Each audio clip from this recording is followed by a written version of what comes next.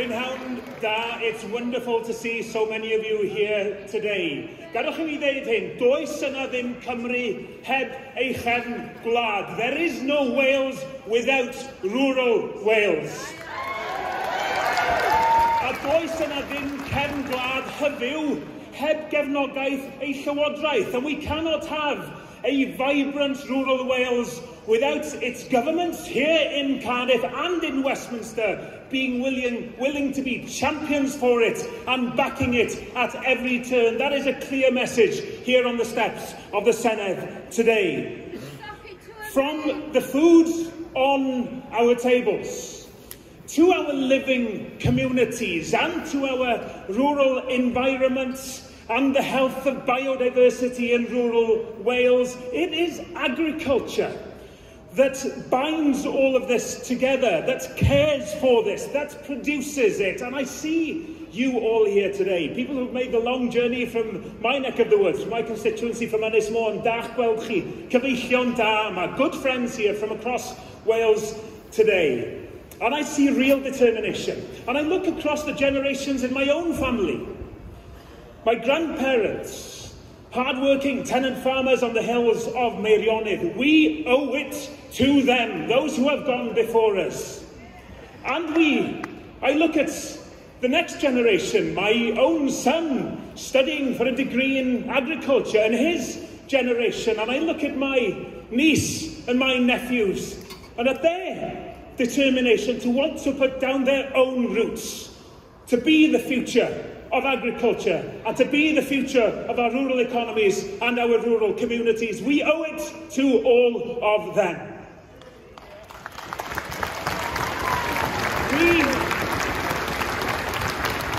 We win this fight for rural Wales by acting together, just as you've come together here on the steps of the Senedd today, and it gives me so much pleasure and gives us so much strength to be here standing with you. But let's celebrate the fact that so many people have made the journey here today. Let's make our plea that enough is enough, one that is impossible to ignore. You can, and importantly, we together can make that difference and achieve that change. On SFS, on regulations, on TB, we in Plaid Cymru will be your voice, speaking on your behalf in that Senedd today, because enough is enough. Digon yw digon, a diolch I bob un ohonoch chi.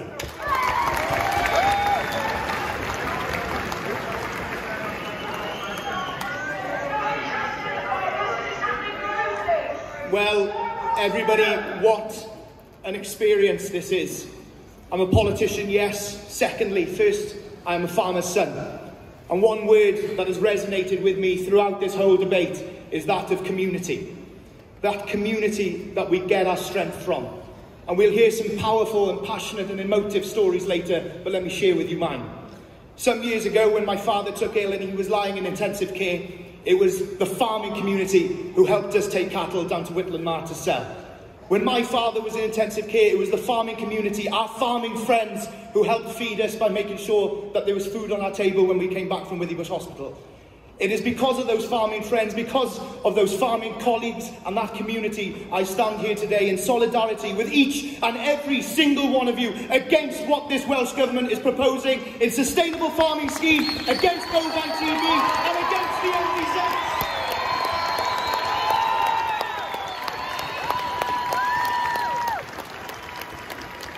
It is for our communities, generations before us and generations to come, that we stand here against those proposals.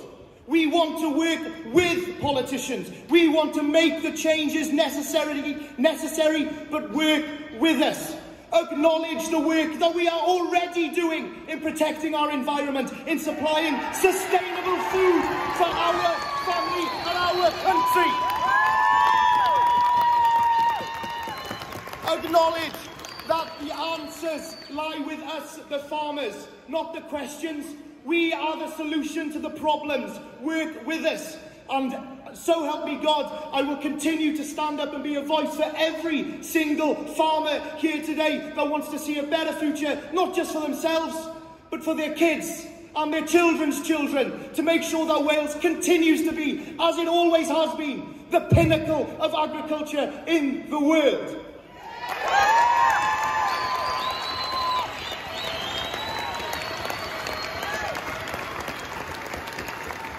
I am so proud of my father, of the work that he undertakes on the farm at home. And I share that pride in every single one of you who toils so hard to supply us with food. Thank you. But please take that pride forward today of knowing you've been part of something special.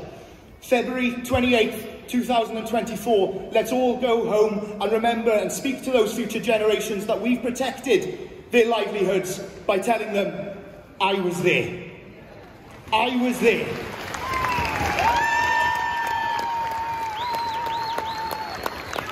And if I am ever lucky enough to have a family of my own, by God, I will tell them that that was the proudest moment of my life, was to be able to address you and tell you that I'm doing everything that I can. I haven't stood back and let other people do things. I've been there trying my best on your behalf, and it's been an absolute pleasure to do it, and I will continue to do it. 28th of February 2024. I was there. Diolch yn fawr, Sam. Mae mor hyfryd gweld gymaint ohonoch chi yma y prynhawn mae'r gweithio'r glaw yn dod ar neges yn glir I galon Democratiaeth Cymru, gan obeithio bydd Llywodraeth Cymru yn clywed y neges mae nifer ohono ni wedi bod wedi ffrwygethu ers blynyddoedd maith. Now, many of us stood with the miners 40 years ago when they were fighting for their livelihoods. Many are standing today with the steel workers up at Talbot who are absolutely, quite rightly, fighting for their livelihoods. Well, this is no different. This is no different. Rural Wales has exactly the same right to be standing up for its own livelihood, and that's exactly what we're doing. But when we see an impact assessment that tells us 5,500 jobs, direct jobs, will disappear, let alone the other jobs within the wider food and drink sector in Wales, when that tells us that 200 million pounds worth of income will be lost to the sector, well, that isn't the just transition that the miners were demanding, that the steel workers are demanding, and that every single one of you and us are here today demanding as well. We are entitled to that just transition. So why is that all right for some, but not for the others? That's the question we're asking here today. Now, this is why I was the member of the Senedd that put forward the motion to scrap the NVZs 3 years ago. 3 years ago. Now, we lost the vote narrowly, but we're not giving up. We're still doing everything we can to make sure that anything that is introduced works for farmers. Plaid Cymru today is supporting the motion on the SFS because it reflects exactly what we're saying, in that we need to pause the process and review what's being put forward because it doesn't work. It just doesn't work.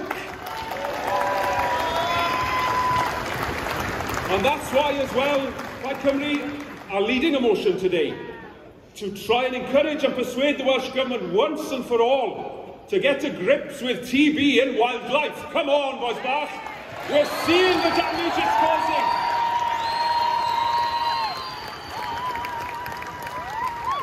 We're seeing the damage it's causing, the carnage and the dark, dark cloud on people's mental health as well. Can they not see that? Can they not see that? Well, we see it, and we won't rest until that is dealt with once and for all. So thank you all for coming here. I have 4 children who've been raised on a family farm. And this is as much about their future as it is about all our futures, isn't it? It's the next generation. Number of people appointed to these wellies. We'll get by. People will manage. But what about our children? Do they not deserve a future to look forward to? Do they not deserve the same opportunity that others have had? And yes, things evolve. Yes, things change. Of course, they shouldn't be static. But it's absolutely about giving them that chance in life, that best chance that we can possibly give them. So rest assured, none of us here will rest until we manage to secure the future that they and all of us deserve. Diolch I chi am ddod. I ni gwerthfawrogi'r ffaith bod chi wedi gwneud y daith. Mae yn gwneud gwahaniaeth. Diolch yn fawr iawn.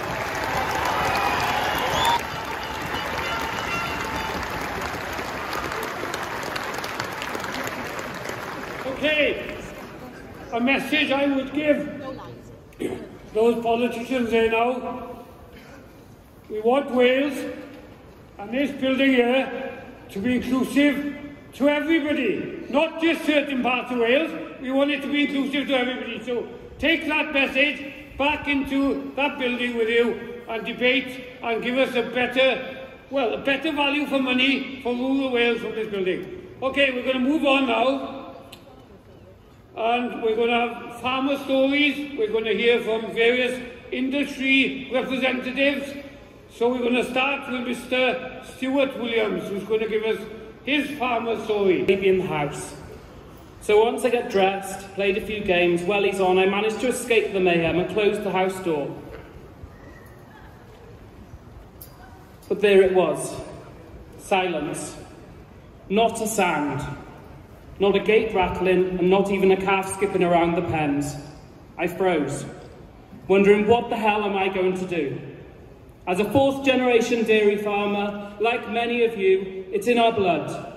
The interest, the enthusiasm and the passion became second nature. And at a very young age, I understood it wasn't a job, it was my lifestyle. At the age of 11, I wrote a note to my parents saying, when I grow up, I want to milk cows. I want to milk 120 of the best cows. And from that day on, it was not just my ambition, it became my dad's too. With no spare cash to buy the next big thing, he bred them. And in turn, I joined him on that journey. 2016 was a particular highlight for us, winning the Supreme Dairy Peers at the Royal Welsh Show. Both ours, both homebred, and most importantly, both shown by Dad and myself. 3 years after this win, it struck.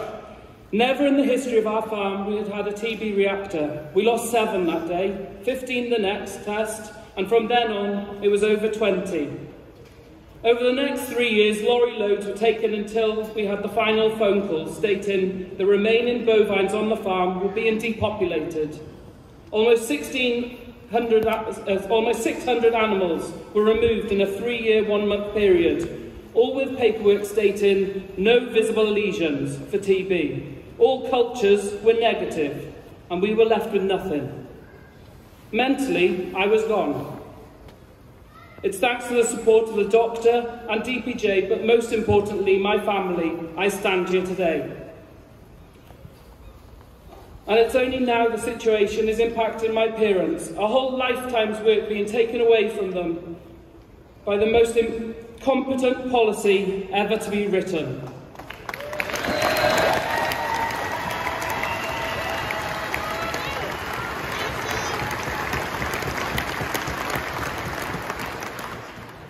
In those 3 years, we experienced a complete lack of communication and continuity, with 5 case vets in 37 months. And we actually asked for a Welsh-speaking vet. And guess what? The Welsh Government didn't have one. The words policy and protocol are used far too many times. But asked to see it, and I couldn't. It wasn't available. And the answers given daily changed, depending on who you spoke to. We were living in the world of unknown, and our business, our livelihood, became a massive question mark. Physically, financially, mentally, there was no light at the end of our tunnel. My then 7-year-old nephew was distraught at the thought of heavily pregnant cows being shot on the farm. To see a cow shot is bad enough, but to see the unborn calf kicking after she drops is awful. And he's right. The cow, the calf, and we as farmers deserve better. This is a memory that can never be unseen. And it's not good enough. And although there was a statement yesterday about a group being set up to discuss this, we all know how long discussions go on for. For me, this action needs to become a reality fast.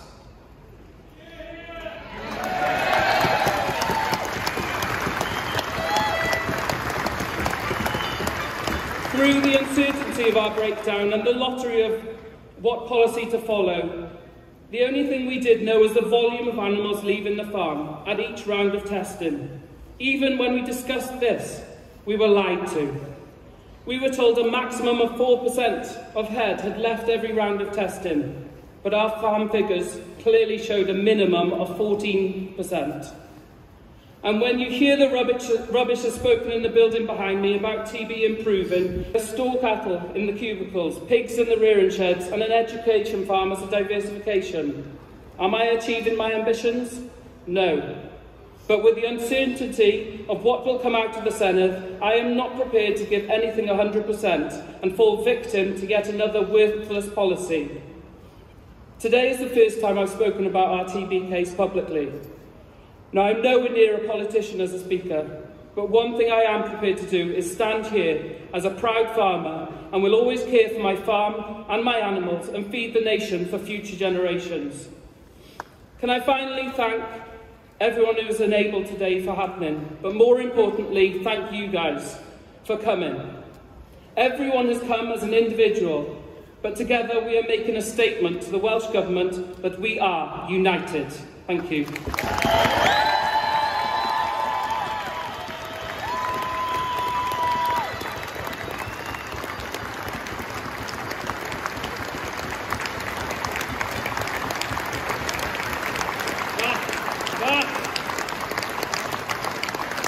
Is the human cost of the decisions made in the building behind us.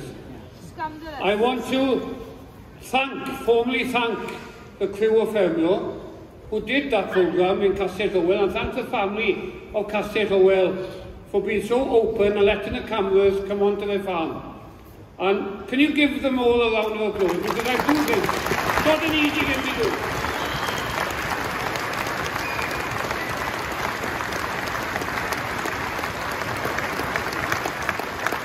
Our next speaker is a veterinary surgery every day of his life. And that's Rhys Bainon Thomas. I will also ask now Ewan Humphreys, a farmer, to come forward, Cardiff Jones, a farmer, to come forward, Kate Miles from DPJ, Gareth Wynne Jones, and one of the organisers and a farmer story, Mr. Leah Price. Okay, so if you'll all take the podium in your time. Okay, thank you. Right, pnawn da ffrindiau. Dwi'n sefyll o'ch blaen chi pnawn yma, nid yn unig fel milfeddyg fferm, ond hefyd fel ffermwr dagodra a defyd yn hun. Dwi'n ffarmor rhan amser gyda'n rieni am rawd sy'n draw yna. I stand before you today, not only as a farm animal vet, but also as a dairy and sheep farmer myself, farming part-time with my parents and brothers stood over there. Now, I gave this exact same speech to the gathering in Carmarthen a few weeks ago. And you know what? I could have done the same speech last year, and unless things change, I can do exactly the same speech next year. Because as far as TB in Wales goes, nothing is changing. Using Welsh Government's own most recent available data, let's see how we've done over the last 10 years under the increased cattle testing regime. After a decade of testing in Wales, we have not gained one bit in controlling the disease. In Q3 2013, the reactor rate per 1,000 cow tested was 3.2 cows. The latest available data, 10 years later, in Q3 of 2023, shows a current reactor rate of 5 cows per 1,000 tested. Yes, there are seasonal trends, but I can guarantee you that Wales is seeing no improvement in the fight against TB over the last 10 years. Currently, 16% of all dairy herds across Wales are locked down with TB. 16%, that's a massive figure. In the high-risk West area, where I live and work, there was a rise of 26% in the number of herds closed down with TB against the previous year. The disease is not going away. Far from it. For many herds in Wales, the nightmare continues. 10 years ago, some 6,300 reactors were killed in Wales. In the last 12 months, 9,669 cows were slaughtered, and every cow counts. And yet the Welsh Government continue to tell us that things are improving. Almost 10,000 Welsh cattle slaughtered in the last 12 months doesn't sound like much progress to me. All parties involved can agree that a wildlife vector plays a large role in the presence and continuation of bovine TB in an area. Here in Wales, the problem lies with the badger in particular.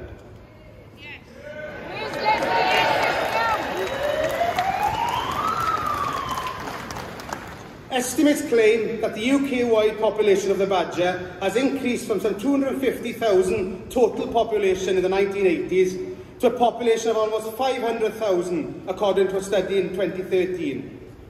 Double the population density. It stands to reason that competition within this species means that the badger must hunt a wider area for food and is more likely to catch disease, and that with twice as many in the population will have twice the exposure to cattle. I can safely say that not one of us here today, inside or outside the Senedd, want to see the extinction of the badger population. But what we can all agree on is the importance of a controlled and healthy badger population.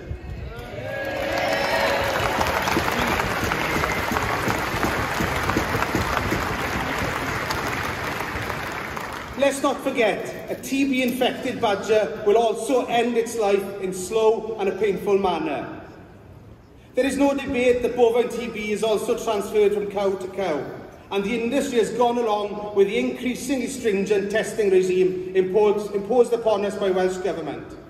But how can we explain widespread TB in herds that have not purchased an animal for 20 years and more? Culls have been ongoing across the border now for a decade and more, and the results are very promising, showing clear declining trends in the incidence of disease in the cull areas. Decreases of 66% and 37% in the spread of disease to cattle is shown in the Gloucestershire and Somerset cull areas. Up to 66% decrease in the incidence of rates of TB after 4 years of culling. Why won't the Welsh Government take note of this scientific data? Disease control should be directed by scientific data and not political policies devised to win votes.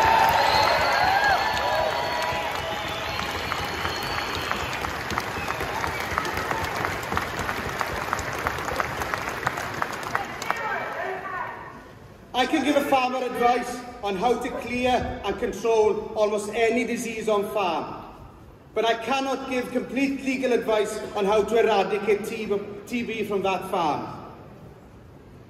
A large part of my workload is unfortunately linked to TB testing. I absolutely hate the job. I've stood on both sides of that crush, losing some 60 animals in one go at home 5 years ago, and I've tagged endless reactors with those dreaded green DNA tags over the years. The practical stresses on the herding staff having to undertake a test often almost every 60 days has a significant economical cost. But I'd argue this is nothing at all compared to the emotional stress a farmer goes through when facing the current lottery of a TB test.